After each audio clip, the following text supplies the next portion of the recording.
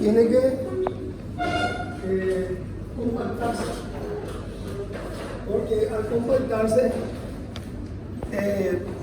los servicios eran optimizados.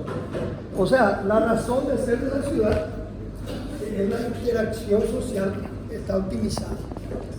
Entonces, cuando ustedes se desperdigan por toda la clase, ¿verdad? Están en contra de la optimización de la clase. Hay que compactarse. O sea, hay demasiados lugares vacíos. Hace falta extenderse por todo el... ¿Entienden? Bueno, la clase que nosotros desarrollamos, ya estoy. La clase que nosotros desarrollamos, en realidad es un poco historia y otro poco de teoría. Entonces, la historia es un pretexto, ¿verdad? Porque lo que subyace de todo es que lo que hacemos tiene que ver con lo que vivimos a lo largo de la historia, ¿verdad? Entonces, nada es por generación espontánea, nada es de un surgimiento milagroso, sino que todo es consecuencia de lo que va pasando. Entonces eso nos obliga, esa visión nos obliga a nosotros, a ustedes, que vivimos este tiempo, a pensar en lo que estamos pasando. Porque queramos o no, nosotros también estamos haciendo historia. Dentro de 50 años, esto que nosotros estamos viviendo va a ser histórico. Y nos hace falta llegar a cuestiones extremas como la pandemia, como para saber que son hechos únicos en la historia, ¿verdad? ¿Qué es lo que les quiero decir? Que ustedes tienen que estar atentos a lo que están viviendo y tienen que entender lo que están viviendo, ¿verdad? Tienen que estar como esas criaturas que preguntan todo. ¿Y por qué eso? ¿Y por qué tal? ¿Y por qué? ¿Y por qué? ¿Y por qué? ¿Y por qué? ¿Y por qué? ¿Y por qué? Hasta el hartazgo te preguntan las criaturas, ¿verdad? Pero porque tienen curiosidad. En años anteriores nosotros desarrollamos la clase y mencionamos como uno de los libros que leíamos, el libro de Sofía. Y en el libro de Sofía habla de que la filosofía no es otra cosa que tener la capacidad de asombro. La capacidad de asombro que tienen las criaturas, ¿verdad? La capacidad de sorprenderse ante cuestiones casi obvias. Entonces, hoy, esta bruma, que no es de hoy, sino no sé hace cuánto tiempo, ¿verdad? Necesariamente tiene que generar como estudiante, no solamente como ciudadano de este tiempo y este lugar, sino como estudiante de arquitectura, tiene que generar en nosotros una capacidad de asombro. Tiene que llamarnos qué es lo que está pasando y por qué está pasando. De esa manera, cuando hagamos arquitectura, por más linda que sea, o linda que sea, nos vamos a llenar de cristales nuestra obra. Porque funcionó nuestra capacidad de asombro. ¿Qué es lo que por lo general pasa? Por lo general, aún hoy, con todo el bagaje que hay, ¿verdad? Nosotros seguimos comprando espejitos. Y nosotros seguimos siendo miméticos. ¿Saben lo que es la mímesis? ¿Qué es la mímesis? ¿Eh? Imitar, copiar. Seguimos copiando. Pinterest, maravilla. ¿Verdad? Copiamos. Porque perdimos la capacidad de asombro. Perdimos la capacidad reflexiva. Y hoy es más lindo, tiene más colores, etcétera, etcétera, lo que está acá. Yo no le digo en el libro, ¿verdad? Lo que está acá. Entonces, en países tropicales como el nuestro, donde el sol tiene una incidencia tremenda y donde encima hay una gran irresponsabilidad colectiva en el manejo de los desechos, ¿verdad? Que hace que se produzca esto. Nosotros, sin embargo, a la hora de proyectar, proyectamos vivienda como si fuera para países nórdicos, ¿verdad? Porque en Pinterest aparece todo acristalado, diáfano, mucha luz, hermoso. A todos nos pasa. Y aparecen unos tragaluces enormes, ¿verdad? Que hacen que sea imposible estar debajo, porque te quema el cerebro, el mismo cerebro quemado que vos tenías cuando proyectaste eso. ¿Entienden? Entonces, lo que nosotros queremos transmitirles no es historia. Historia es un pretexto. Lo que nosotros queremos transmitirles y motivarles es que tengan la capacidad de reflexionar sobre el día a día. Y, en nuestro caso en particular, sobre lo que sucedió antes y por qué sucedió. ¿Ok? Hoy vamos a hablar de máquinas.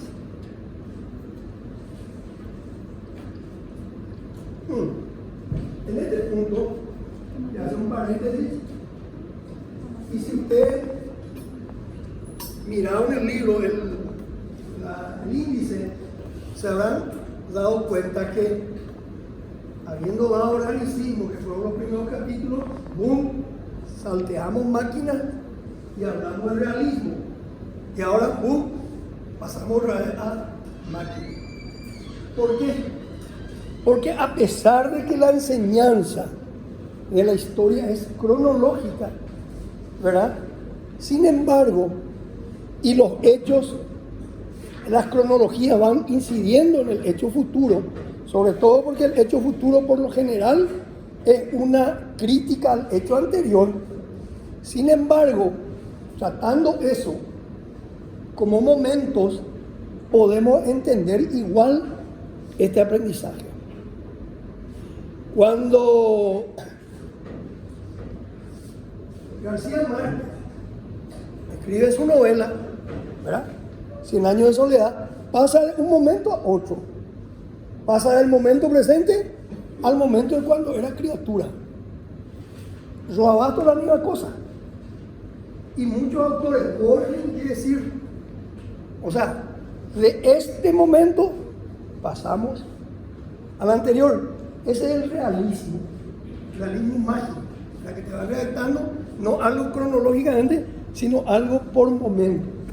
Algo de eso nosotros hicimos acá, por una necesidad organizativa. La clase que yo voy a desarrollar hoy tenía que desarrollar una arquitecta que suele estar con nosotros, porque ahora está a la tarde, y que lastimosamente estuvo de vuelo, entonces no pudo desarrollar. Entonces desarrolló Alicia las dos clases y ahora yo vuelvo sobre la anterior. Entonces yo me voy a hacer referencia al lugar donde dejé un organicismo, pero también vamos a hacer referencia contigo al realismo, a lo que vos diste. Cuando ustedes asistieron a la clase de organicismo, ¿sí?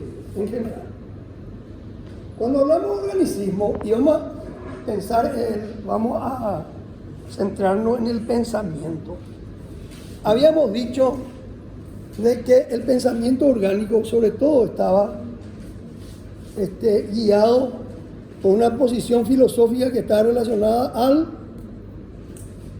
¿cómo llamar la posición filosófica? O no importa cómo se llame, sino cuál era la idea. A ver. Del organicismo. Sí, no imitar, inspirarse en la naturaleza. Individualismo, pero también al inspirarse en la naturaleza, en el pensamiento que implicaba eso, darle prioridad a qué. ¿A qué aspecto del hombre? Vamos a ser aristotélicos. ¿A qué aspecto del hombre? Los sentidos, lo sensible. Y él le dijo algo importante. O sea, no solamente el tema de lo sensible, sino individualidad. ¿Qué implica la individualidad? ¿Qué implica la individualidad? Que una persona es siempre distinta a otra. Una persona es siempre distinta a otra. Y una misma realidad es distinto, ¿verdad? Es distinta de acuerdo a cada uno, ¿verdad? No es idéntica. Se nos ocurre. Bueno. Sin embargo, cuando hablamos de máquina, o sea, cuando hablamos de individualidad, y de que cada una persona es distinta, estamos hablando del sujeto y del subjetivismo. Es decir, la verdad es subjetiva, porque la verdad está dada por los sentidos, y los sentidos son diferentes de acuerdo a cada individualidad. Sin embargo, cuando hablamos de máquinas, vamos a hablar de cuestiones objetivas, ¿verdad? Y sobre las cuestiones objetivas no hay mucha disquisición entre individuos. Son cuestiones iguales para todos, por más de que haya diferencia de pensamiento entre las personas, pero el objeto siempre es el mismo. Otra cuestión también importante en el término máquinas, como ella decía, el organicismo está inspirado en la naturaleza. La naturaleza no está creada por el hombre. Por lo general se asume o se asumía creada por un ser superior. Por eso Ray, Gaudí, el mismo Pindú, acá en Paraguay, son gente de alguna manera enfocadas al misticismo, a la creencia de un ser superior que genera esa creación que es la naturaleza. De hecho, Ray habla de que la naturaleza es el mismo cuerpo de Dios y tiene que ser escrito en mayúsculas. La máquina es un objeto eminentemente humano. No hay máquina en la naturaleza. La máquina es consecuencia de la acción del hombre. Y esa acción del hombre está relacionada ¿a qué posición filosófica?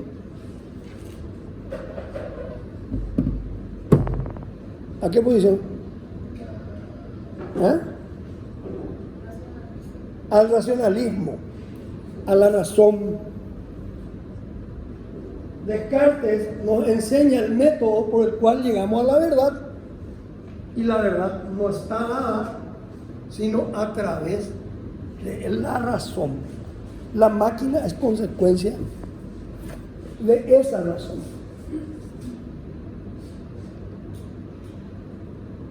Espectacular. Bueno, entonces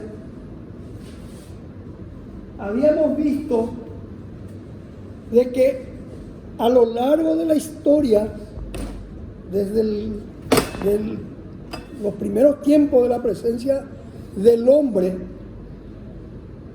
hasta aproximadamente 1750, mitad del siglo XVIII, hay un continuo en la forma, en las artes en general, hasta que aparece Descartes. Y no es que Descartes genera, sino Descartes interpreta los cambios que van ocurriendo y se produce un cambio en el pensamiento. ¿Verdad? Desde las primeras obras pictóricas conocidas por el hombre, no recuerdo el nombre, hay una cueva francesa que no es Carcassona, pero suena así, Carca, no sé cuánto, Google, pintura rupestre francesa, primera pintura del hombre.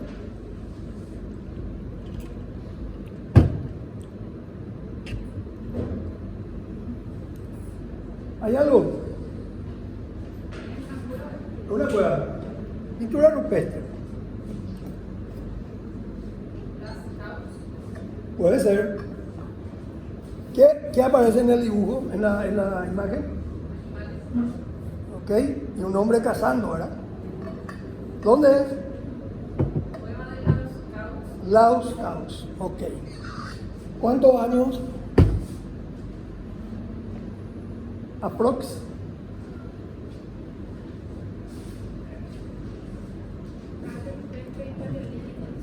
Paleolítico, ¿cuántos años? La pintura.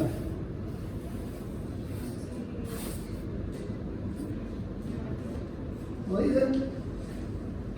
Bueno, ¿por qué es importante cuántos años antes? ¿Por qué es importante cuántos años antes? Para mí, para tomar conciencia de nuestra nimiedad en la historia. El hombre moderno, el hombre contemporáneo se cree, hombre, dueño del mundo. Y si uno analiza, hace una línea del tiempo desde que empezó el primer hombre hasta hoy, es como esta habitación y vos estás acá, ¿verdad? O sea, así nomás. Eso tiene que hacer que seamos un poquito menos orgullosos. Entendamos nuestra presencia circunstancial. ¿De qué año? No sabemos. 6.500, 15.000, híjole, 15.000. Nosotros el tiempo cristiano es 2.000 años. 15.000 y todo lo que pasó. Y todo lo que pasó en los últimos 50 años, que imposible, yo no sé dónde van a estar ustedes dentro de 50 años, yo ya sé dónde ya están. Entonces, desde el primer dibujito, ese conocido, pasando por, y vamos a tratar de ir saltando. El primer dibujo, ¿qué es lo que es eso? Es una crónica, ¿verdad?, de lo que le pasa al hombre en relación a su entorno, a la naturaleza, ¿verdad? Hay unos bisontes, creo que, ¿verdad? Y está el cazador. De eso pasamos a los egipcios que tratan de integrar la vida terrenal con la vida divina, ¿verdad? Entonces dibujan toda su vida terrenal caminando hacia la vida divina, y en donde sus dioses le reciben de acuerdo a sus acciones, ¿verdad? Pasamos a los griegos con sus esculturas perfectas del hombre, ¿verdad? La Venus de Milo, la Victoria Alada de Samotracia, son esculturas perfectas. Tenemos un quiebre de alguna manera, una frenada con eso, con el arte del medievo, imbuido por la religiosidad, que consideraba el cuerpo, básicamente ya era un pecado el cuerpo, porque había que enfocarse al espíritu. Llegamos al Renacimiento, en donde primeramente se reinterpreta o pasamos por el gótico, donde hay toda una historia, siempre una historia de la religión, ¿verdad? De la Biblia, pero siempre enfocada en la naturaleza. Llegamos al Renacimiento, en donde los temas van cambiando de una interpretación de los santos, de los personajes religiosos, hacia una interpretación de la cultura helénica, tratando de retomar, rompiendo ya con la religión, tratando de retomar el helenismo, ¿verdad?, como parte de una cultura futura. En todos los casos, esa representación o esa pintura siempre fue una representación, siempre fue una mímesis, ¿verdad?, real de la naturaleza o imaginaria, pero siempre de la naturaleza. Entonces el cuadro, el interés, el foco siempre estuvo puesto en la copia en cuanto al tema.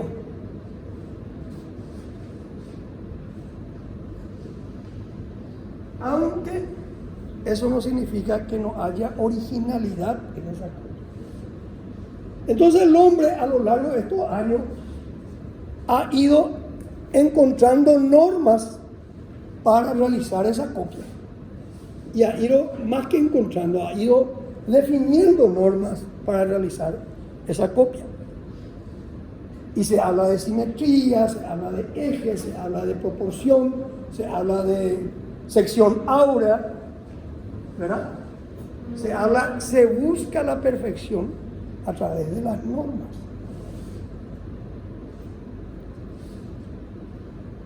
Pero eso relativamente era fácil, porque el mundo en 15.000 años más 1.500 años, digamos, en 17.000 años era una sola realidad que iba cambiando de a poco, ¿verdad?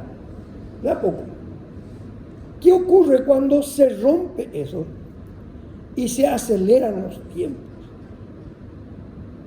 Se aceleran los tiempos sobre todo en el proceso de producción. Se aceleran los tiempos en el pensamiento. Se aceleran los tiempos en la política. La concepción del hombre siempre estaba relacionada a una deidad. El poder estaba dado por una deidad. Los reyes tenían una línea directa con Dios. Eran seres superiores. La iglesia también. Pero surgen los emprendedores, que hoy día siguen habiendo emprendedores, a los que llamamos burgueses, y se encargan de desmontar esto. O sea, lo primero que dicen es: vos no sos nadie porque naciste nomás en cuna de oro, sino sos alguien por lo que haces. Y pasan a detentar primero el poder económico y después el poder político, acompañado o basado en la presencia o en el cambio en los sistemas de producción, en la presencia de las máquinas. ¿Ok? Entonces, todo ese cambio que se genera en todos los ámbitos debería tener también una respuesta en las artes, ¿verdad? Las artes no podían estar ajenas a eso. Es lo que hablamos siempre. Las artes y la arquitectura, como parte de las artes, no se maneja separada de la realidad, sino que es consecuencia de eso. Entonces, si tu realidad está cambiando, vos no podés seguir haciendo arte igual que hace que 1000 años atrás, o que 500 años atrás, o que 200 años atrás.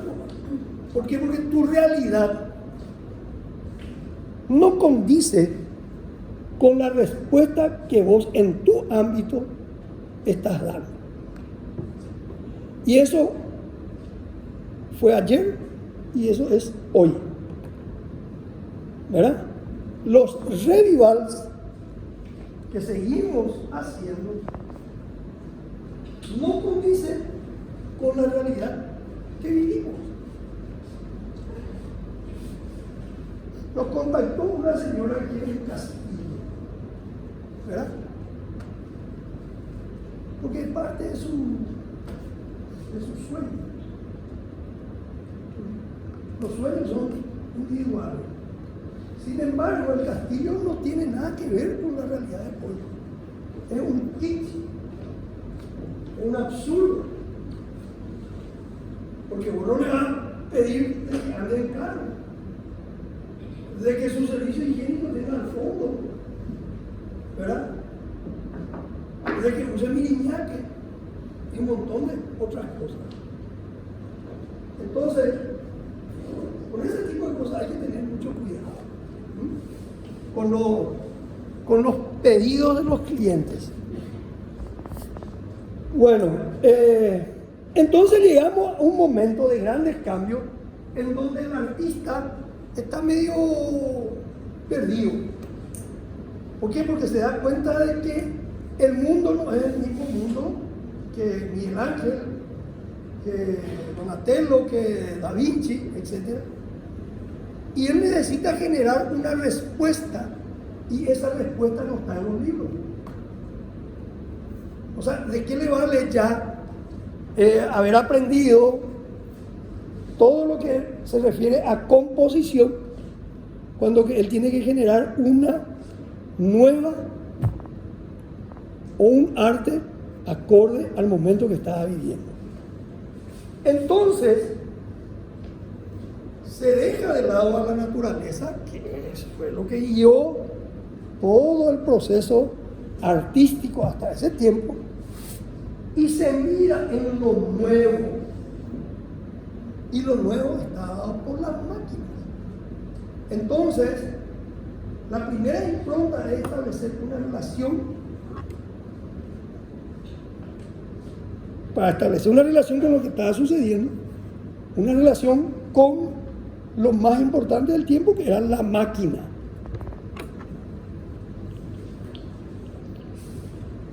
Lógicamente, eso va acompañado con una serie de cambios en las teorías. Sobre todo aparecen teorías relacionadas a la percepción, ¿verdad? Se entiende de que, y se toman actitudes en el sentido de darle un mayor protagonismo al hombre, en cuanto a que no solamente sea un cronista de su tiempo, cronista de la naturaleza, un pintor, por decir así, que retrate la naturaleza, sino que también sea un intérprete de esa naturaleza. Vamos a pasar a ver las diapos.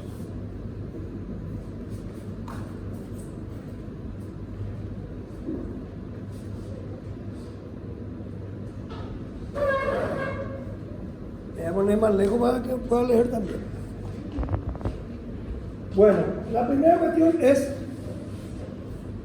razón y ciencia como fundamentos principales. Razón, porque es lo que nos hace el pensamiento entender que la verdad no está dada por creencias, sino que la verdad está dada por lo que podemos comprobar con la razón. Y la razón, y para comprobar esa verdad, Descartes en su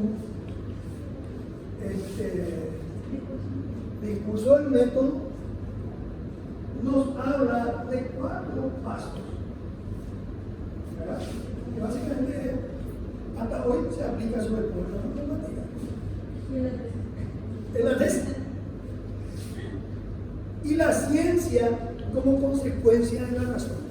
Ustedes saben que, increíblemente, el hombre antiguo, incluso hasta el hombre del nacimiento, ¿verdad?, asumía ciertas creencias que eran transmitidas de boca en boca, de generación en generación, como verdades. Y detrás de esas creencias se cometieron muchos errores y cortó muchas vidas. En la medicina, por ejemplo, se llegó a administrar medicamentos, por llamarlo de alguna manera, transmitidos de generación en generación, sin que se tenga una prueba de que eso resultaba.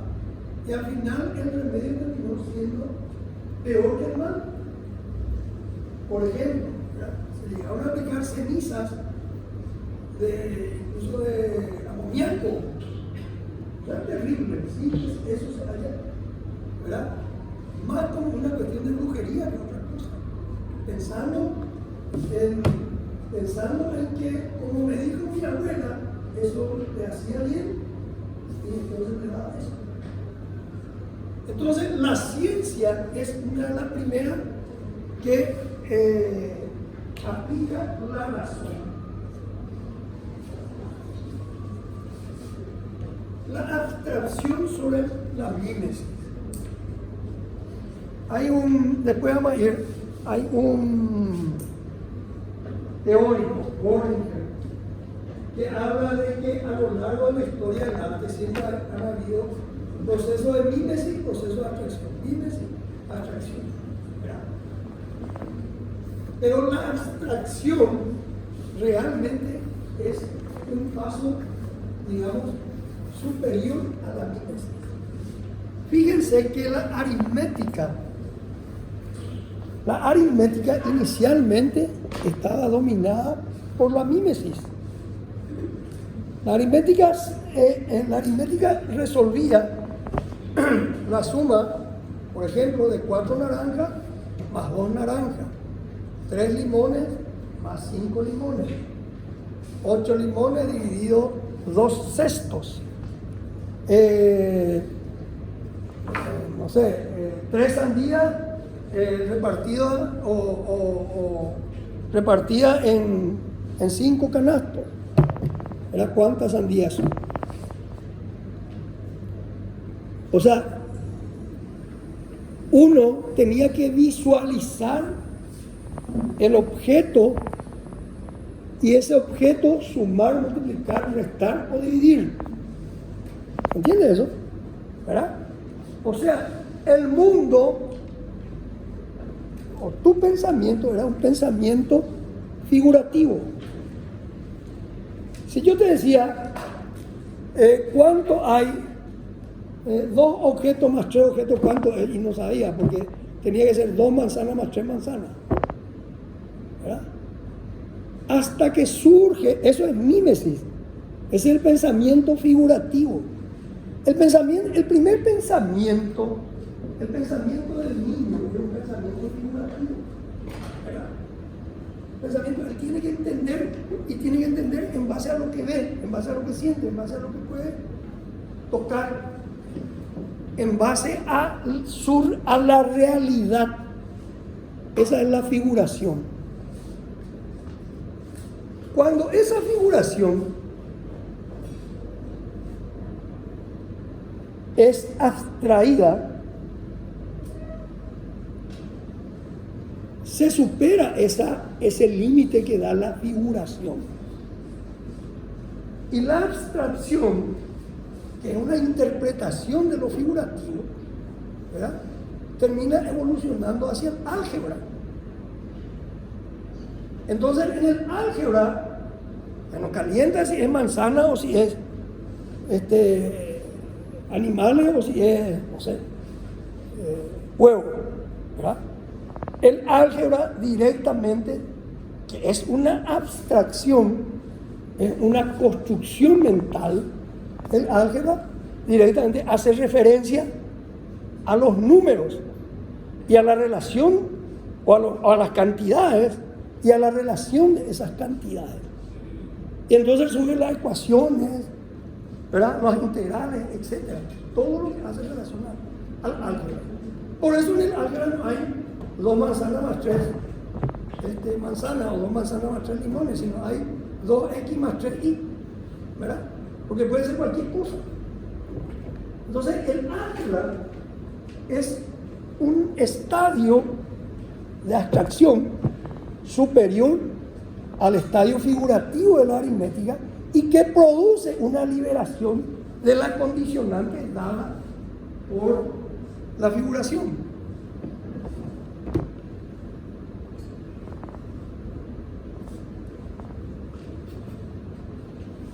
Entonces, esa abstracción es un proceso, digamos, mentalmente evolutivo.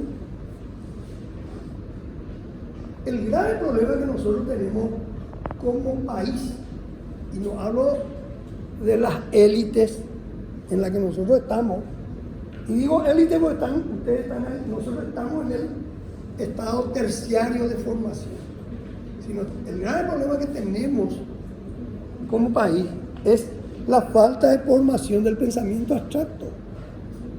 Nuestro pensamiento sigue siendo figurativo.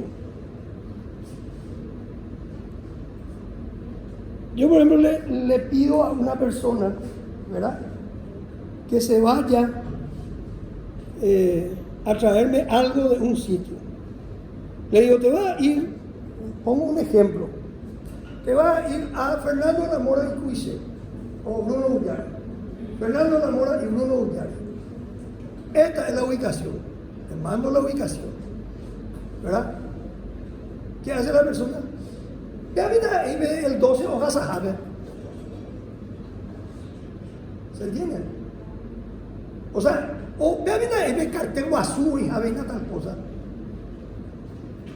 No dice cuánta. Todo que habla guaraní, ¿o no? Todo habla guaraní. Todo habla guaraní.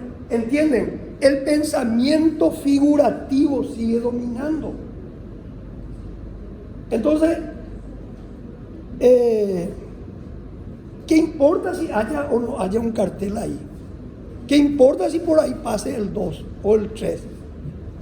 Porque, fíjense, que el 2 pase por ahí es tu realidad, pero probablemente no es mi realidad. Es su individualidad. A ella le llamó la atención ese cartel en tal parte, entonces ella se acuerda de ese cartel. Pero yo, a lo mejor nunca paso por allí, yo ni conozco el lugar, yo no sé el cartel, ¿verdad? Entonces la figuración, no existe esa figuración para mí. Entonces, ¿qué es lo que pasa? Hay una disociación. No podemos compartir esa realidad, porque esa realidad es de ella, pero a lo mejor no es mía. ¿Cuál es la realidad que podemos compartir?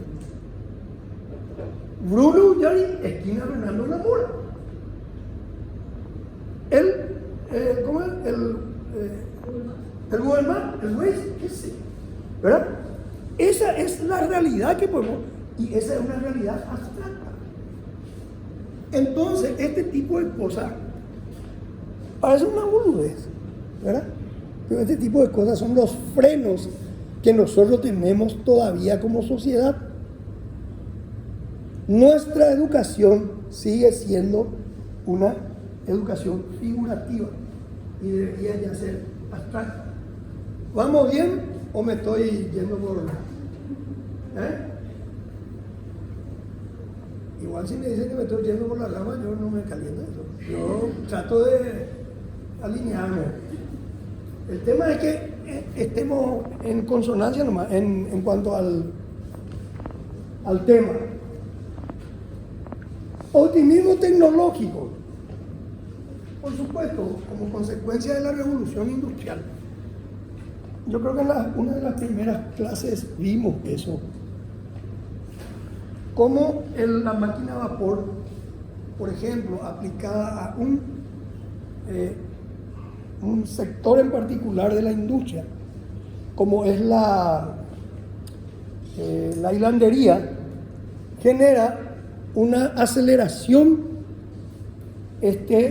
primero en la producción de la materia prima, que es la tela, segundo en la producción de la resultante de la tela, que es la ropa, y tercero en la posibilidad que le da al hombre de poder cambiar cada rato de ropa, no como cuando se hace a mano, que tiene 2 ropas para el año. Y quinto, como consecuencia de ese poder cambiarse de ropa, que incida en la higiene, y sexto, finalmente su calidad de vida. Todo eso le hace en la mente de la gente que vive eso, le hace creer en el futuro y le hace ver, o sea, le hace apoyarse en un optimismo tecnológico. Es decir, la máquina me está resolviendo mis problemas. Los problemas que la antigüedad nunca me pudo resolver, yo soluciono con las máquinas. Y de este marco conceptual del momento, siglo XIX, fines del siglo XVIII, se generan dos posiciones a fines del siglo XIX, más que nada, y principios del siglo XX. Una basada en la abstracción como método renovador y otro basado en el racionalismo, que son, así como organicismo y surrealismo, dos posiciones culturales influenciadas por la máquina. ¿Sí? ¿Alguna consulta? ¿Algo que quieran? No, es lo que yo quiero, que hablar nomás. Yo quiero que intercambiemos ideas.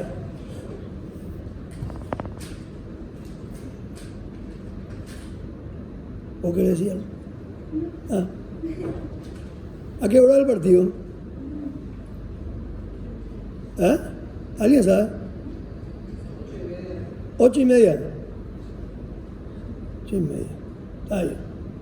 Por suerte no venimos a la noche nosotros. ¿O ustedes vienen para proyecto? ¿No? Bueno, hay unos libros sobre abstracción. Pasamos al siguiente.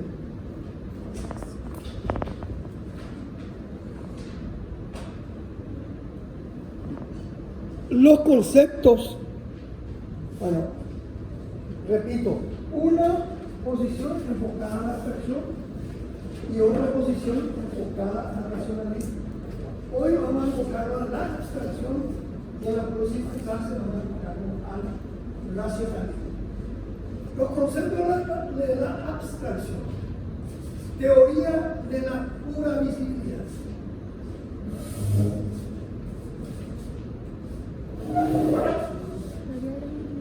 A mediados del siglo XIX, un teórico alemán, Konrad Fiedler, percibe de que en una obra pictórica, la obra pictórica vale no tanto por lo que representa, por lo que está copiando, por lo que está retratando, sino por los elementos que la hacen. ¿Cuáles son los elementos que hacen una obra pictórica? Línea, punto. También. O ya te estás adelantando 20, 30 años, no importa qué, pero cuando vos ves una obra, ¿cuáles son los elementos que resaltan de esa obra? Si yo no me voy a focalizar a lo que representa. Los colores, la línea también, ¿verdad? Pero los colores. Entonces, Fiedler dice que la obra es más allá de lo que representa. Lo que representa es la naturaleza.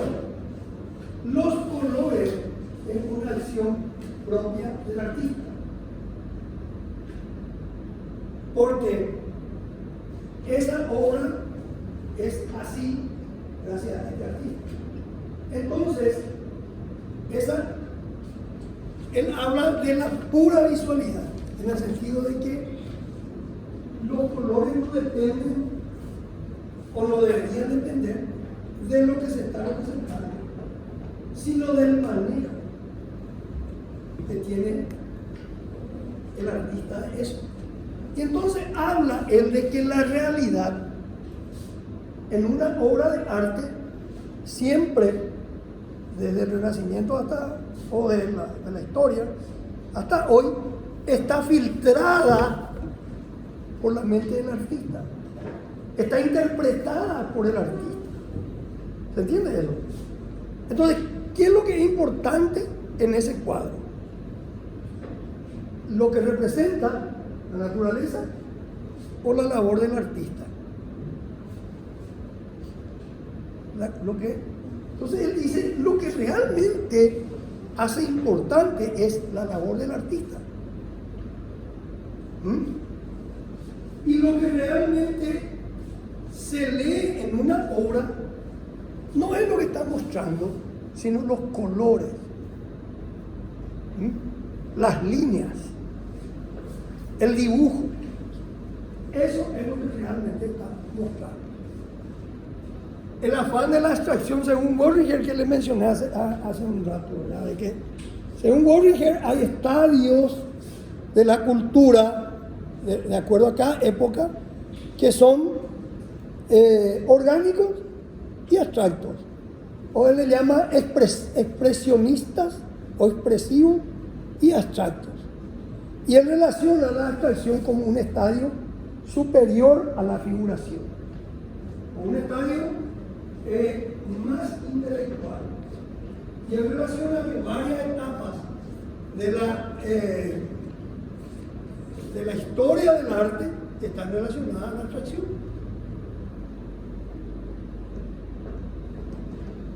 Idea antes que la forma, ¿verdad? La idea abstracta por encima de la forma. Es decir, yo tengo que tener una abstracción de la realidad, una abstracción de la forma antes que una reproducción de esa forma, directamente. Y aparece el tiempo ya como una cuestión casi como consecuencia de todo el cambio de los últimos 500 años. Estamos en 1900 o 400 años. El tiempo en la antigüedad, por eso hablamos, 17.000 años no pasó nada, ¿verdad? Y en los últimos 400 años se genera un cambio radical. Y ese cambio radical fundamentalmente está dado por el tiempo. El concepto del tiempo. El tiempo pasa a ser un valor. Anteriormente el tiempo no era un valor.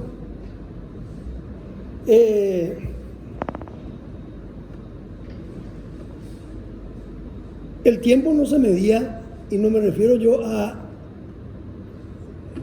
no se medía en segundos, en horas, en minutos. El tiempo se medía en meses, en años, o el tiempo se medía en estaciones, pero no en minutos. Hoy se mide en microsegundos para determinar. En los Juegos Olímpicos, ¿verdad? ¿Cuánto hizo el de 100 metros? ¿Cuánto hizo? No se acuerdan. Ninguno es olimpero. Olímpico, ninguno. ¿Eh? Creo que hizo 9 segundos y fracciones. Y esas fracciones son importantes. Ahí está, 9,58. El tiempo pasa a tener protagonismo, pero ese tiempo está relacionado a la productividad también, a la producción, consecuencia de la revolución industrial. El tiempo relacionado a la producción, al mercantilismo, a la generación de riqueza. Y ese tiempo también importa al científico. Primeramente, ¿verdad? Se define a través de la ciencia el tiempo de rotación de la Tierra, ¿verdad? Lo cual genera el día. Y ese día se divide en horas, en minutos, en segundos. Y no solamente se genera eso de la observación, sino se genera la máquina que con precisión puede marcar eso. Antes de eso había las máquinas, ¿verdad? Pero no había precisión en eso. ¿Cuáles eran las máquinas antes de la... ¿Con qué se medía el tiempo? ¿Eh?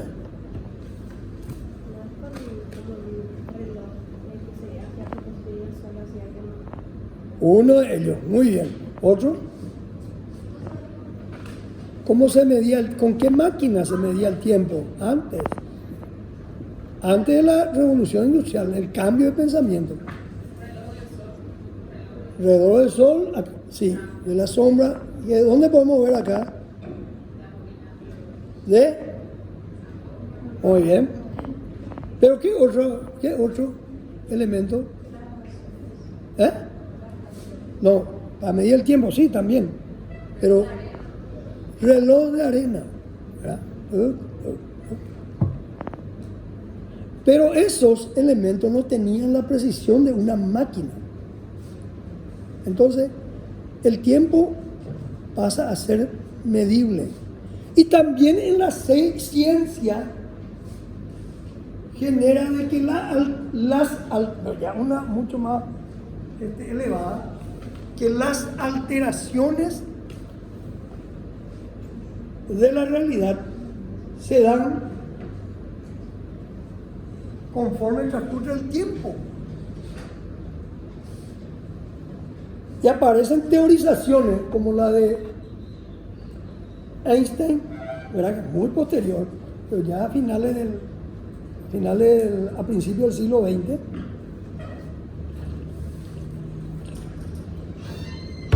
sobre la relatividad de ese tiempo. También, que ese tiempo que parece estable, único, sin embargo varía. Y nos habla de la relatividad de ese tiempo y del espacio-tiempo.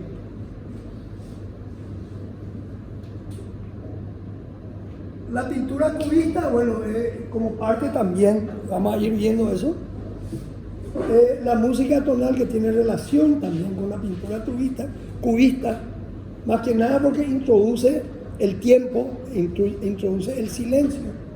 Y más que la música tonal relacionada con la abstracción, yo hablaría de la música sinfónica. La música sinfónica. La música sinfónica es una abstracción. ¿Por qué una abstracción? Piensen en una música sinfónica. Menos en la novena sinfonía de Beethoven. Paraliza, por ejemplo. ¿Por qué una abstracción? Yo le hice escuchar, días pasados, no les hice escuchar la música de... No había sonido. ¿Usted conoce el canto de mi selva? ¿No conocen? Tarea. Las estaciones de Vivaldi pueden ser también música. Pueden ser también, ¿verdad? Pero el canto de mi selva es más directo. También Pujaré a Mangupe. Pujaré a Mangupe. Cantado por Kemil Yambay, con más razón. Y la música sinfónica. Es lo mismo que, en música, es lo mismo que 2 manzanas más 4 huevos te produce un omelette, ¿verdad? 2 manzanas más 4 manzanas es igual a 6 manzanas. Por un lado, y lo otro es álgebra. La música sinfónica es álgebra. Es una abstracción y lo otro es una figuración, una representación figurativa. La correspondencia entre ciencia macro y micro y la abstracción. El hombre desde Galileo empieza a mirar, ¿verdad?, con aparatos cada vez más sofisticados el universo y también con aparatos cada vez más sofisticados del siglo XIX empieza a mirar los microorganismos y se da cuenta de que esa composición, ¿verdad?, es parecida. Y esa composición esencial coincide también con la abstracción. Para que esto surja, podemos ver otra.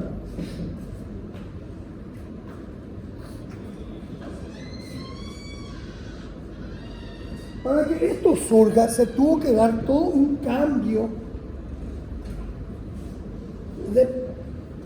en la realización, en las artes y también no solamente en la ciencia, ¿verdad? Hablamos de la pura visibilidad, en donde Fiedler le da, digamos, todo el protagonismo al artista, más que a la realidad. Y hablamos de Cézanne como un antecedente de la abstracción a principios del siglo XX, en donde él como investigación y cuestionamiento a sí mismo, va cambiando de una pintura inicialmente figurativa hasta una pintura absolutamente abstracta, ¿verdad? Y Cézanne habla de que la naturaleza está llena de cilindros, conos y esferas.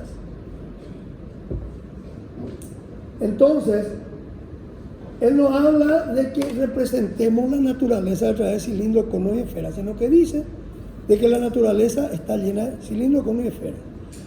Y si bien inicialmente, aunque acá ya hay una deformación, hay una diferencia de 4 años entre uno y otro, ¿verdad?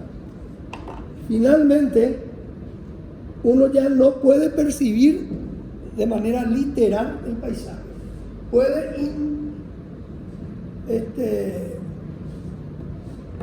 intuir de que de que es el mismo paisaje, porque estamos poniendo al lado el cerro de San Victoria, de Santa Victoria, el cerro de Santa Victoria, sobre el que hace 6 pinturas. Antes que esta de la izquierda hay una que es mucho más figurativa, en donde él va investigando hasta llegar a algo que ya es prácticamente abstracto, ¿verdad? Y que sirve de antecedente a la pintura cubista de Picasso, pero también a la pintura abstracta de Valéry. Siguiente.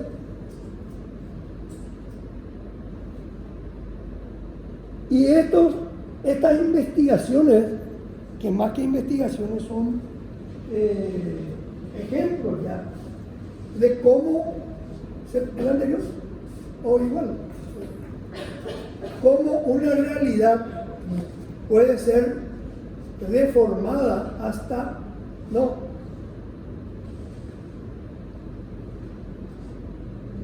una abstracción de ella, ¿verdad?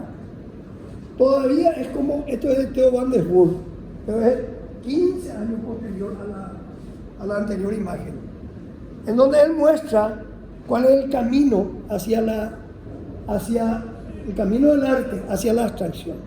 Es decir, empezar por una realidad que es dibujada tal cual y luego ir deformando hasta llegar a sus componentes básicos. Pero todavía, siguiente, todavía está atado a la realidad. Es como que intenta de que educar a la gente en el sentido de decirle, esto también es arte y esto viene de una deformación de la realidad, pero este es el camino. Pero ese deseo se libera posteriormente, ¿verdad? Ese deseo de como ese sentimiento de culpa de tener que representar algo se libera totalmente luego, pasando la obra de arte a vivir su propio mundo, su propia realidad, como el álgebra, pasando a hacer nada más que elementos definidos por sí mismos. Pero ese ya es otro estadio. Siguiente. Y en el anterior podemos ver posiciones cubistas, por ejemplo, como aquellas dos, ¿verdad? Y ya posiciones neoplasticistas como esta de abajo. Siguiente.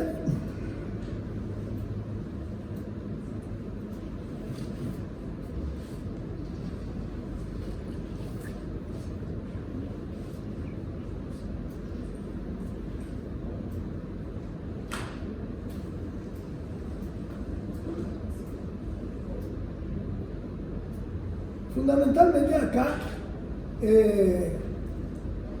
dos cuestiones, ¿verdad? Por un lado, el concepto de lo que es la abstracción, teóricamente, lo interesante de estos autores es de que detrás de la realización concreta, ellos definen conceptualmente también lo que están queriendo buscar. Y de entre todos, uno de los primeros teóricos es László Moholy-Nagy, un húngaro que después fue profesor de la Bauhaus, de la que vamos a hablar en la próxima clase, y que define lo que dijo, ¿cómo te llamas? Lo que dijo Martina anteriormente de qué es lo que se veía en un cuadro. László Moholy-Nagy, en realidad no, sí, algo de eso. László Moholy-Nagy habla de que toda obra de arte abstracta debe estar formada por el plano, el volumen y el espacio. En donde el plano es lo bidimensional y está relacionado a la pintura, ¿verdad? Que nos sale del cuadro. Tiene ese formato. En tanto, el volumen está relacionado a la escultura, pero no solamente a la escultura. Y ahí hay contaminación ya de su tiempo, de contaminación de la revolución industrial, del tiempo de la máquina, que habla también de los muebles, de algo productivo.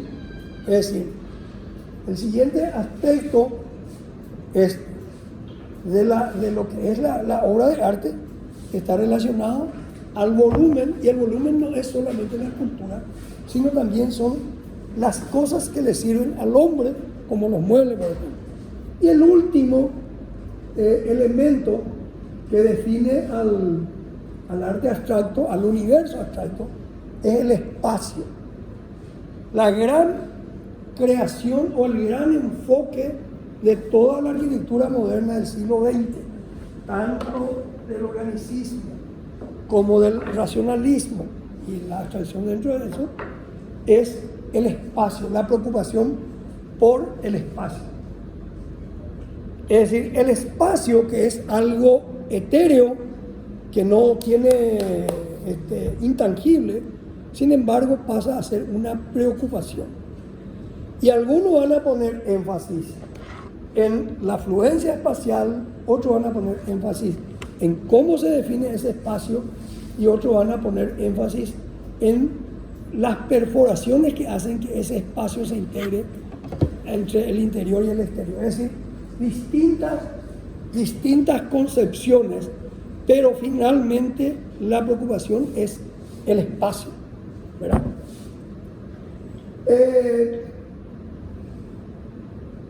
Todo este proceso de abstracción incide en distintas corrientes que nosotros conocemos como corrientes de vanguardia del arte del principio del siglo XX, que termina siendo influencia en la formación de la arquitectura moderna.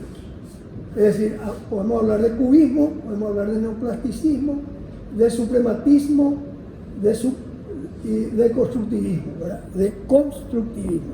Y esa interpretación, otra vez, de las vanguardias, se da 100 años después, a fines del siglo XX y principios del siglo XXI, que también vamos a ver en clase, y se generan de vuelta unas interpretaciones en relación a eso, como el neoplasticismo, por ejemplo, en la arquitectura de los Fire Architects, el constructivismo o deconstructivismo en la arquitectura de Peter Eisenman, ¿verdad? O el suprematismo, que también influye en la arquitectura de Frank Gehry, por ejemplo, ¿verdad? Siguiente. Lo otro son de cómo esa abstracción influye en distintos quehaceres del hombre. La literatura de James Joyce, por ejemplo, el tema de la simultaneidad que hablamos, que es lo mismo que ocurre con la obra de García Márquez, por ejemplo, o con la obra de Borges, esa simultaneidad. Ya no la linealidad. O la música de Astor Piazzolla, que es como una nueva, una fusión del tango tradicional con la abstracción propia de las sinfonías, que sería interesante porque escuchen Adiós Nonino, que ¿cómo era Alicia? En honor a su papá, a su abuelo. Bueno.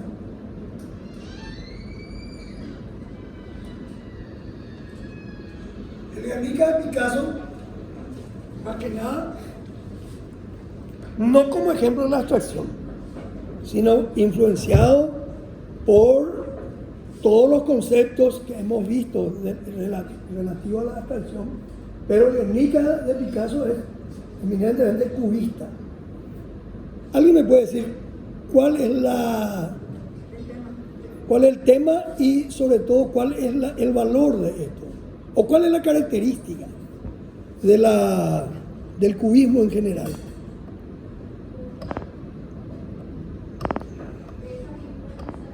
De esa pintura en particular, pero también en general del cubismo. ¿Cómo?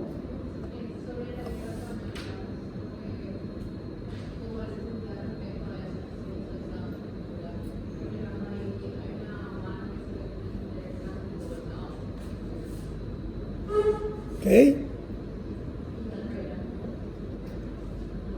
¿Qué cosa? Ah, cierto, tenés razón. Muy bien. ¿Algo más?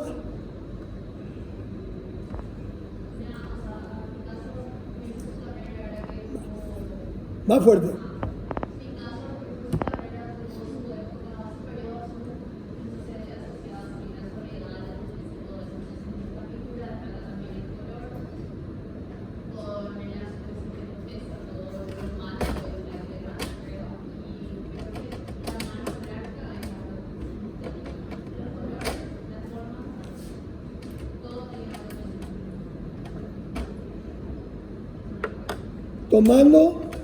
Tomando en consideración la obra de Picasso, cubista, esta obra en particular, y una obra abstracta, ¿cuál sería la diferencia? ¿Te parece? No estoy a todos. Más allá de la imagen. Tomando en consideración esta pintura en particular, el Guernica, ¿verdad? Y una pintura abstracta, ¿cuál sería la diferencia? Así que ¿Cómo?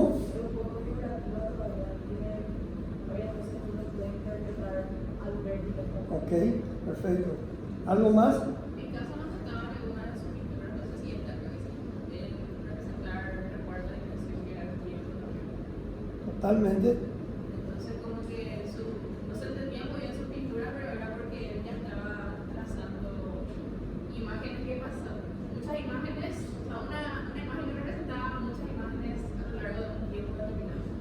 Ok, ¿algo más? En relación a esto y lo que dijo la compañera. Lo que dijeron está bien, ¿eh? No digo que esté mal. ¿Algo más, hermano? Sí. Sí. Claro. Ya. ¿Y algo más relacionado a la figuración?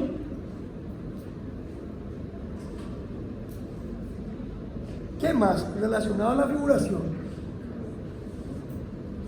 de la obra?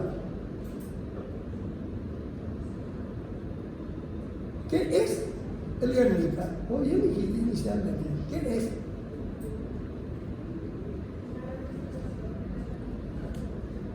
De la tragedia. Es una denuncia contra la guerra. ¿Y eso qué implica? Ay, que algo bastante individual y puede ser una representación como él se siente. Y en personas hay caras que pueden representar. O sea, está claro que hay una figuración que no es abandonada, ¿verdad? Hay una subjetividad, pero hay una figuración que no es abandonada. Hay una representación, o llamémosle una simplificación de esa representación conforme a figuras geométricas que están ubicadas en distintos planos, como queriendo, algunos dicen, queriendo dar las distintas facetas que tiene la persona cuando se está en movimiento, ¿verdad? Pero hay dos cosas fundamentales. Por un lado, que no está alejada de la naturaleza. Es una representación deformada, cubista de la naturaleza. Y lo más importante, la carga simbólica de una lucha contra la guerra. Cuando vos ves,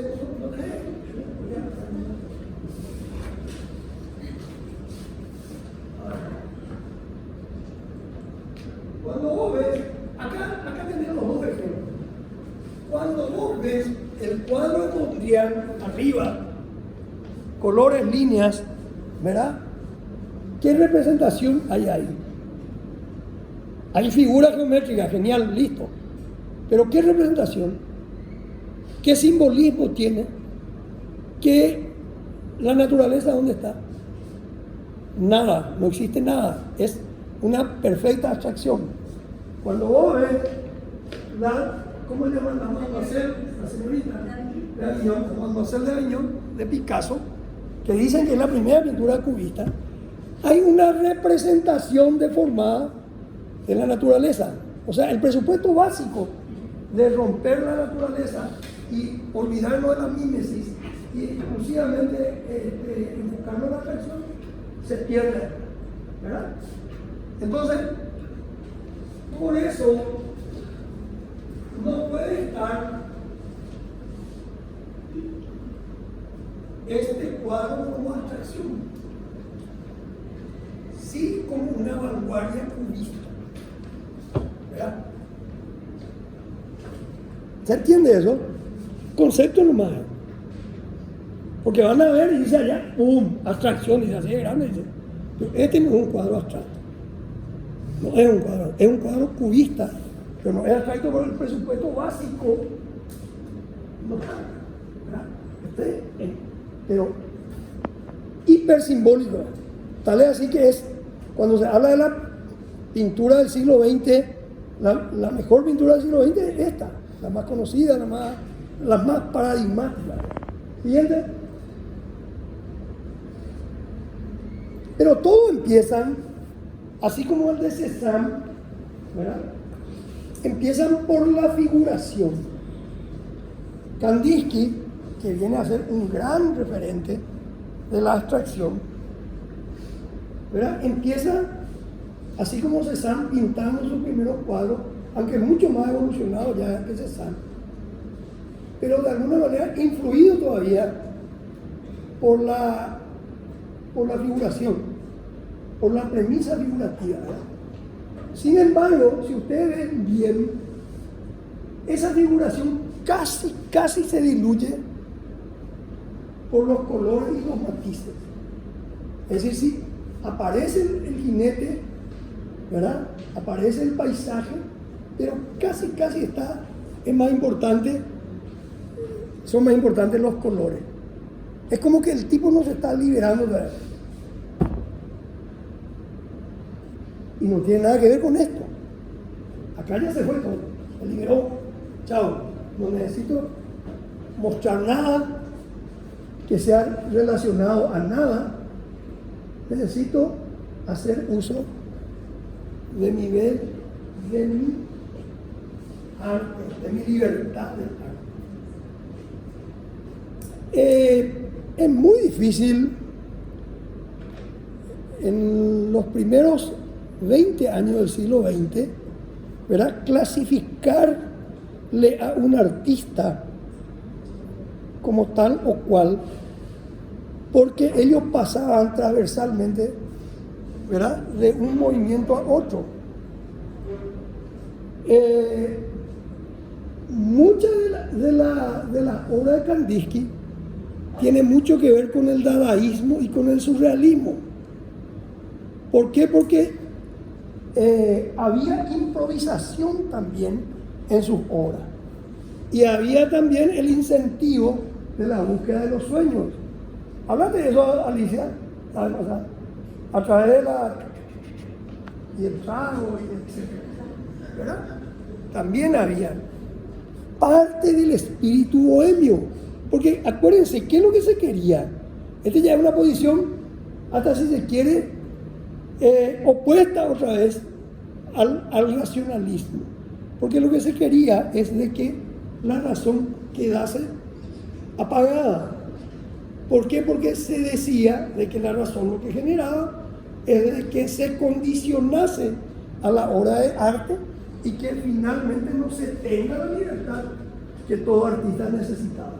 Pero fíjense, sin irnos muy lejos, la diferencia que hay entre el jinete azul y esto. Esto es más que nada una composición pictórica.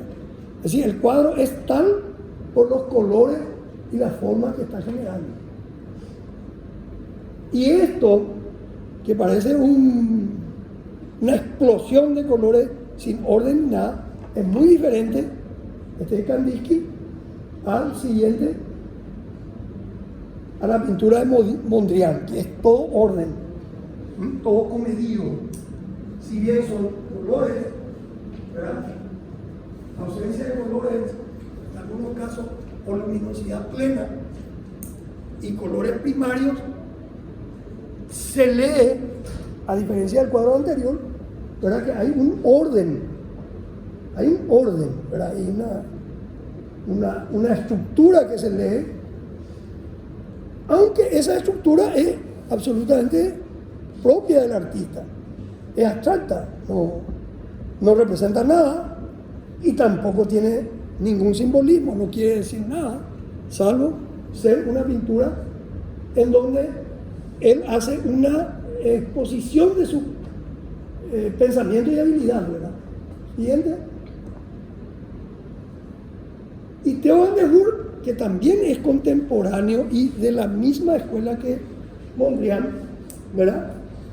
Pero realiza cosas entre uno y otro. Por un lado parece mucho de Kandinsky, por otro lado parece mucho de Picasso, ¿verdad? Siguiente. Y esta obra de Chandler es muy posterior, pero tiene mucho de Kandinsky esta obra. Siguiente.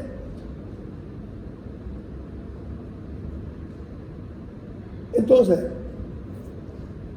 básicamente existen tres, dentro de la abstracción, existen como tres vertientes, ¿verdad? Una vertiente muy personal es la de Kandinsky, que hace énfasis en los colores más que nada. Otra vertiente que es mucho más geométrica, ¿verdad? Es la que hace la de los neoplasticistas, en donde Pierre Mondrian en la pintura es su principal exponente y de la que forma parte también Theo van der Burg y otros como Rembrandt, y que por su misma geometricidad, habla el término, a veces no te dije inventar, no sé si se puede decir geometricidad, pero digo, por su misma geometricidad tiene mucha relación con la arquitectura, que de hecho vamos a ver en su obra. Una de las obras más emblemáticas del neoplasticismo en la arquitectura y en toda la historia de la arquitectura es la casa Schroeder, que fue hecha por Riedel, el mismo Riedel que hace los muebles, la silla, por ejemplo, ¿verdad? Entonces acá hay una serie de caracterizaciones, ¿verdad? Que bien se aplica tanto al mueble como a la obra. Por ejemplo, habla de un inconsciente formal de buena parte del siglo XX. En realidad, estas investigaciones formales de los neoplasticistas después influyeron en toda la arquitectura del siglo XX, incluso a finales del siglo XX. Cuando ustedes vean, por ejemplo, la arquitectura de 1970 de los Five Architects, googleen Five Architects, los 5 arquitectos de Nueva York, van a encontrar una línea de conexión atada a esta obra en particular. Y estamos hablando de 50 años de diferencia. Bueno, la forma geométrica y básica de la realidad, como veíamos, los cuadros, las líneas, los cuadrados, los colores puros, colores y tonos básicos, que son los tres colores primarios, más el negro y el blanco. La individualidad, pero que se transforma en algo universal, ¿verdad? Como todo lo que es relacionado a la abstracción. Si bien los productos de la abstracción son individuales, ¿verdad?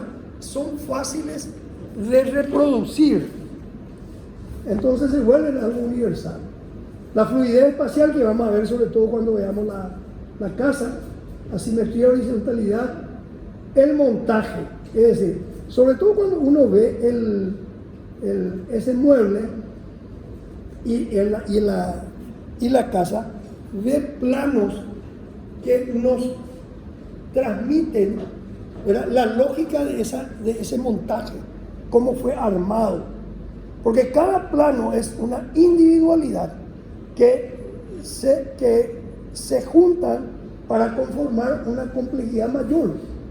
Entonces ese montaje, a pesar de todo, está legible. Y ese montaje pasa a ser también una de las características que busca luego la arquitectura moderna. Y todos nosotros, ¿verdad? Influenciados por eso, queremos como mostrar cómo fue armado algo. La relación entre todas las ciencias, bueno, esa es una constante de todo el siglo XX y principio del siglo, y elementos claramente diferenciados. Aquí habla del mundo ideal de Platón. En realidad lo que se quiere decir es de que, como se refiere a elementos esencialmente puros, ¿verdad? Hay como una influencia de buscar la perfección, y cuando se busca la perfección estamos sobre todo hablando del mundo ideal de Platón, ¿verdad? Platón, acuérdense de que decía que la realidad que nosotros vivimos es una copia de una realidad perfecta, superior a nosotros, y en donde nosotros lo que hacíamos era copiar ese mundo ideal. En relación a eso nomás habla de esto, o sea, buscar una perfección en relación a algo, buscar la perfección en relación a un modelo perfecto. Y esta es la obra de la que hablábamos, la de Theo Riedel, la casa Schroeder, en donde podrán ver los planos, cómo van conformando la caja y cómo la ausencia de repente de esos planos va generando la abertura. Siguiente. Vamos a ver rápidamente. Fíjense que todos son planos y líneas, ¿verdad? Son planos y líneas. Y los planos no se encuentran, y donde no se encuentran se generan las aberturas, y esas aberturas tienen lo que hacen es relacionar el interior con el exterior. Es como que lo que está encerrado se deja abierto como para que fluya todo. Y fíjense, acá interesante, cómo esta 1924 creo que es una posición totalmente distinta al entorno, ¿verdad? El entorno tradicional, en donde es una casa maciza, ¿verdad? Hecha todo, es una masa, fíjense, es un cuerpo único en donde hay perforaciones que son las ventanas, y está hecho en ladrillo visto, es una masa. Y esta es una posición totalmente nueva, en donde está definido por planos, y cada plano tiene una autonomía, cada plano es distinto a otro, y las aberturas no existen como abertura tradicional, sino como ausencia de la unión entre plano y plano. El techo también es plano, el otro es inclinado, etc. O sea, es como para entender un poco cómo cambia, y los colores primarios, ¿verdad? Sobre todo colores primarios. Siguiente. Otras vistas. Siguiente.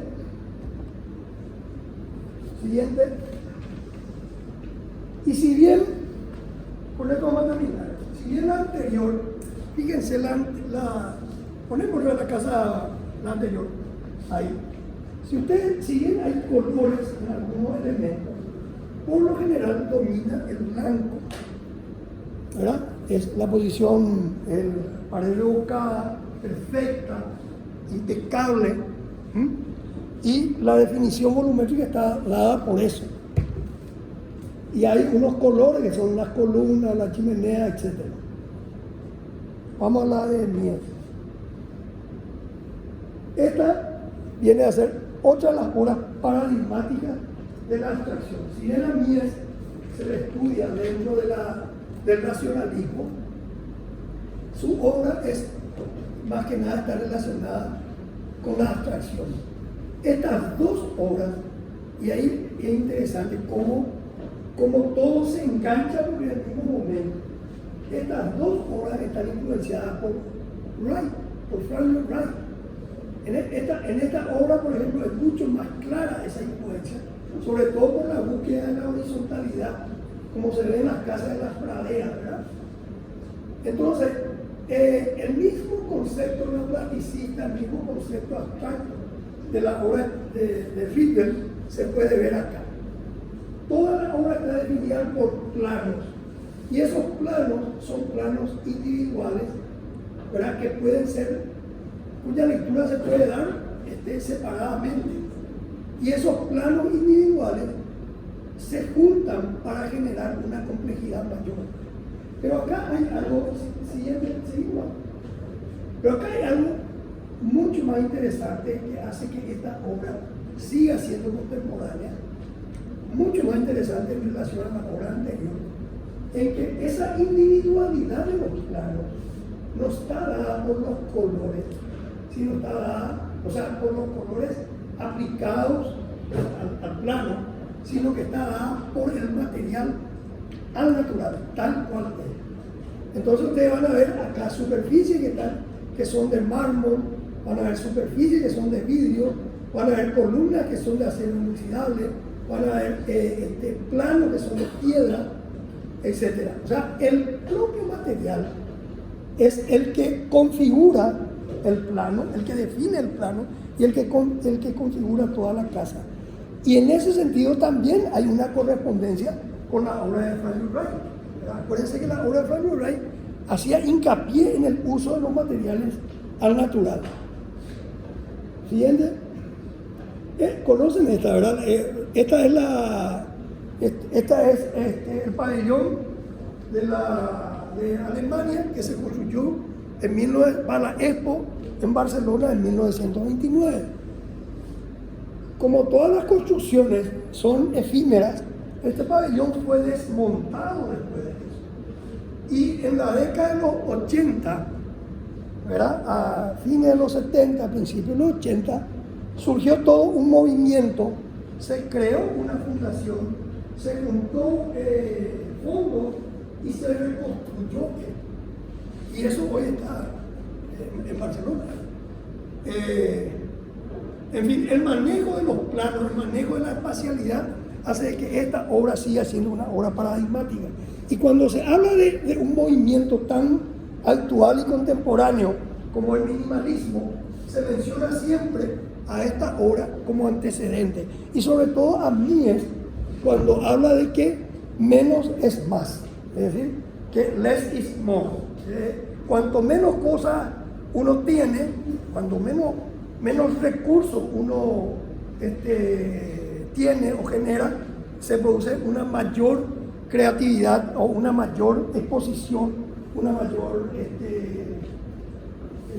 impregnación, digamos, de la obra. Entonces, la búsqueda de la esencialidad, de eliminar todo lo que sea superfluo, de eliminar todo aquello que sea innecesario, es parte del concepto que trata de transmitir Mies en esta obra, con más énfasis aún que la otra obra de Riedel que vimos anteriormente. Siguiente. Otro. Antes, no creo que ando el reloj por lo menos 2 o 3 antes.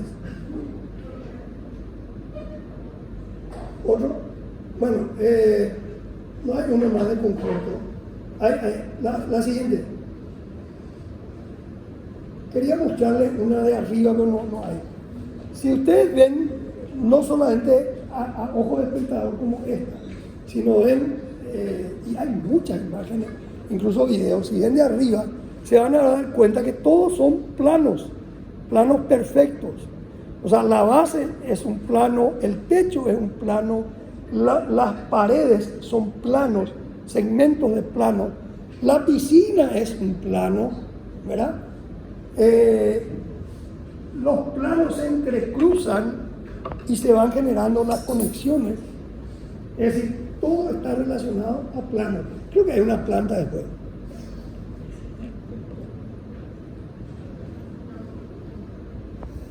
Bueno, y por último vamos a hablar hablamos de vemos si no hay otra foto. ¿Otro? No, le voy a mostrar algo ahí.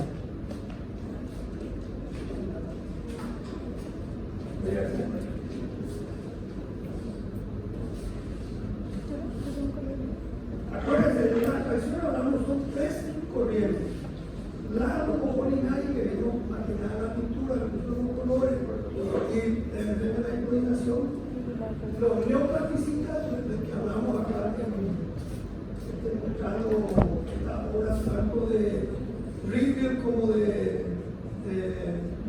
Mies, y los suprematistas o constructivistas, que básicamente son un grupo que se desarrolló en la Unión Soviética.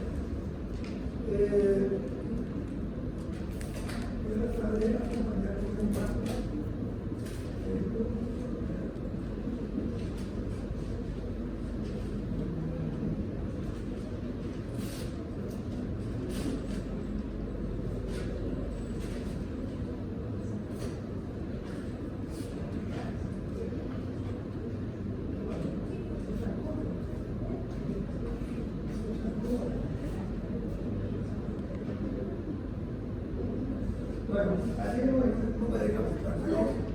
El constructivismo,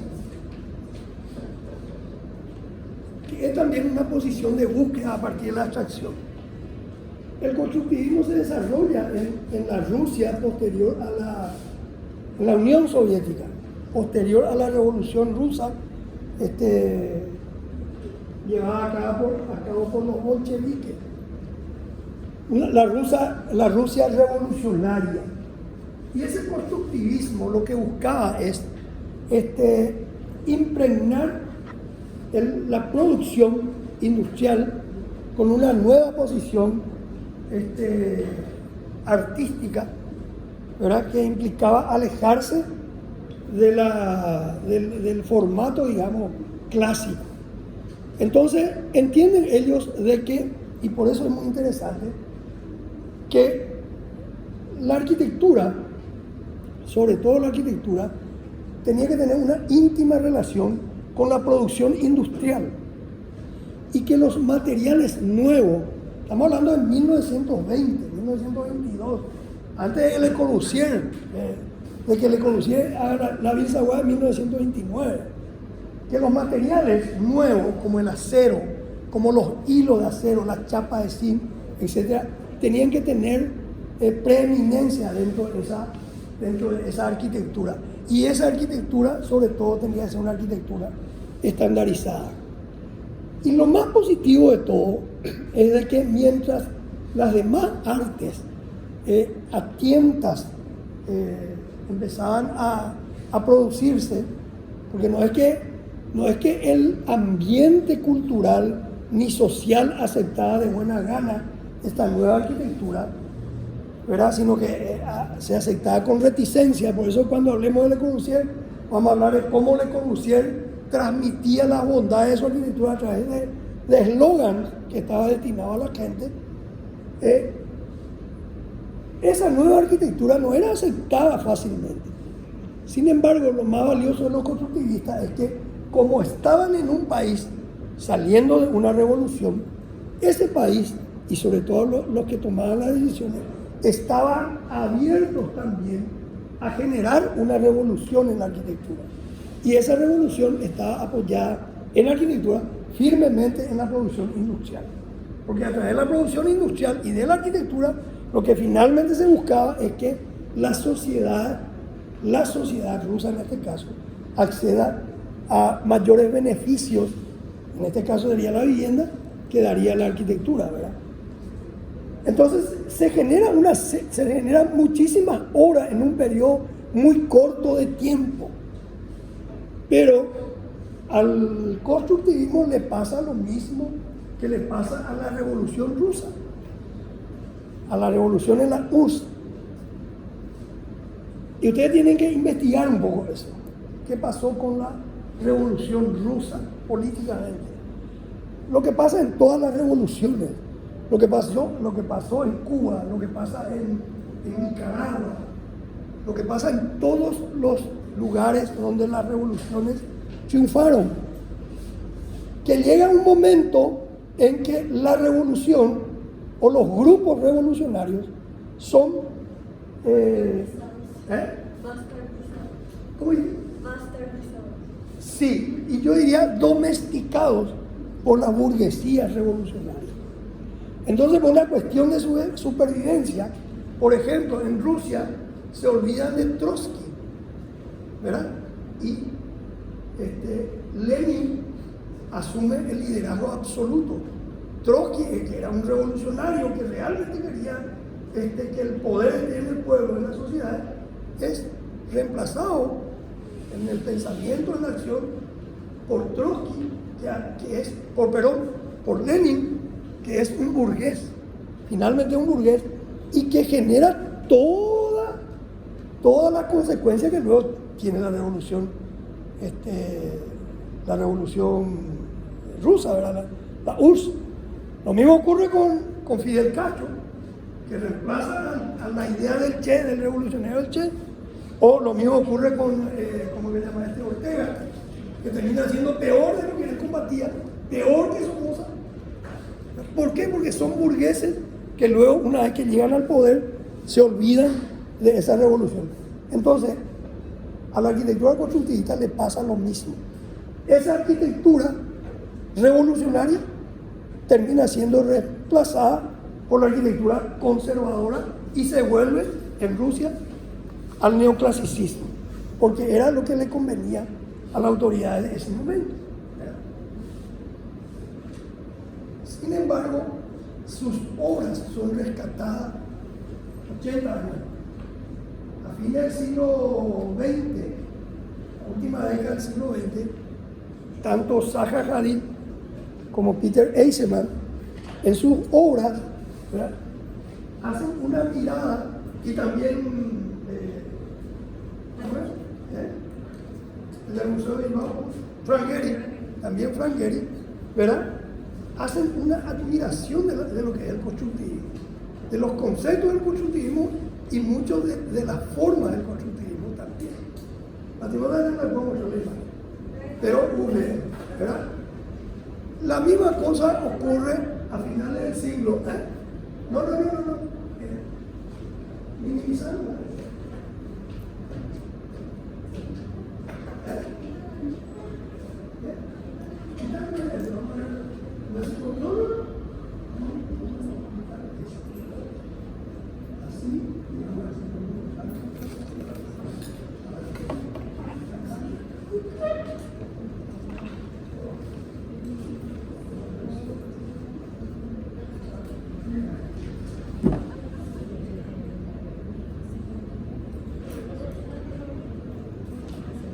Vamos a ver unas imágenes.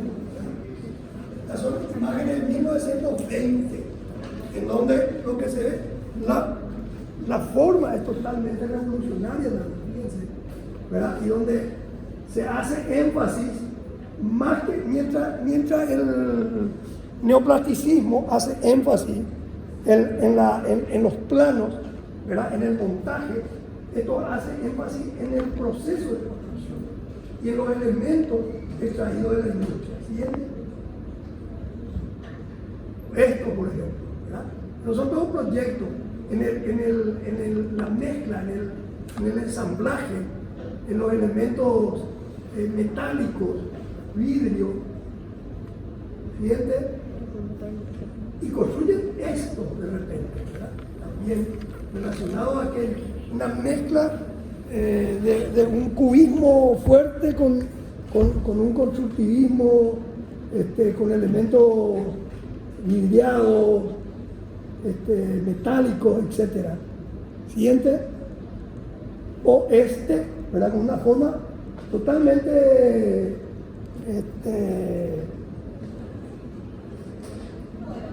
nueva. Hoy sigue siendo nueva. En definitiva, estas dos vertientes que vimos, tanto los constructivistas como los neoclasicistas, influyen decididamente en determinadas arquitecturas arquitectura define el siglo XX, el principio del siglo XXI. En la arquitectura no fue arquitecto, como le digo, en la arquitectura del minimalismo, en la arquitectura del Peter Eastman, en la arquitectura de Zaha Hadid, en la arquitectura mismo de Daniel Libeskind, en la arquitectura del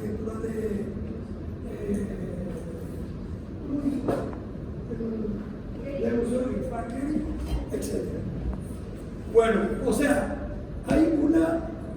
la abstracción se vuelve a dar una vez que pasó el racionalismo, se vuelve a dar el fin del siglo XX. Estamos, la próxima clase del examen.